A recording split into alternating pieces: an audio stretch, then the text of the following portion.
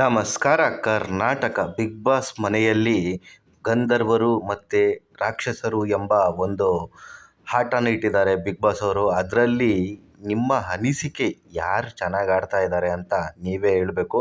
ಮತ್ತು ಇದರಲ್ಲಿ ಏನಾಗ್ಬಿಟ್ಟಿದೆ ಅಂದರೆ, ಈ ಸ್ನೇಹಿತನ ಹೋಗಿ ಉಸ್ತುವಾರಿ ಕೊಟ್ಟಿದ್ದಾರೆ ಶಿವ.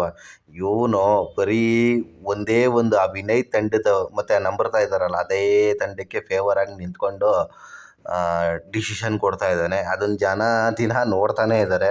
ಇವನನ್ನು ನೋಡಿ ನೋಡಿ ಸಾಕಾಗಿದೆ ಗುರು.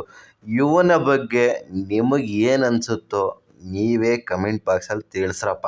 ನನಗಂತೂ ಇವನ ಬಗ್ಗೆ ಹೇಳಿನೇ ಅರ್ಧ ಬೇಜಾರಾಗ್ಬಿಟ್ಟಿದೆ.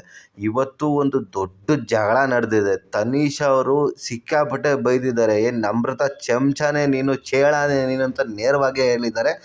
ಆ ಸಂಚಿಕೆ ಇವತ್ತು ಬರುತ್ತೆ. ಮತ್ತು ಇವ್ನಿಗೆ ಎಷ್ಟು ಬೈದ್ರೂ ಇವನಿಗೆ ಸುದೀಪ್ ಸರ್ ಅಂತೂ ಎಷ್ಟು ಸತಿ ಬೈದು ಬಿಟ್ಟಿದಾರೆ. ಇವನ ತಲೆಯಲ್ಲಿ ದೇವರಾಣೆ ಮೆದ್ಲಿದೆಯೋ ಇಲ್ವೋ ಒಂದೂ ಗೊತ್ತಿಲ್ಲ. ಇವನಿಗೆ ಹೇಳಿನೇ ಅರ್ಧ ಸಾಕಾಗಿದೆ. ಇವತ್ತು ನಿಮ್ಮದೇ ಕಮೆಂಟ್ ಬಾಕ್ಸು ಸರಿಯಾಗಿ ರುಬ್ರಿ.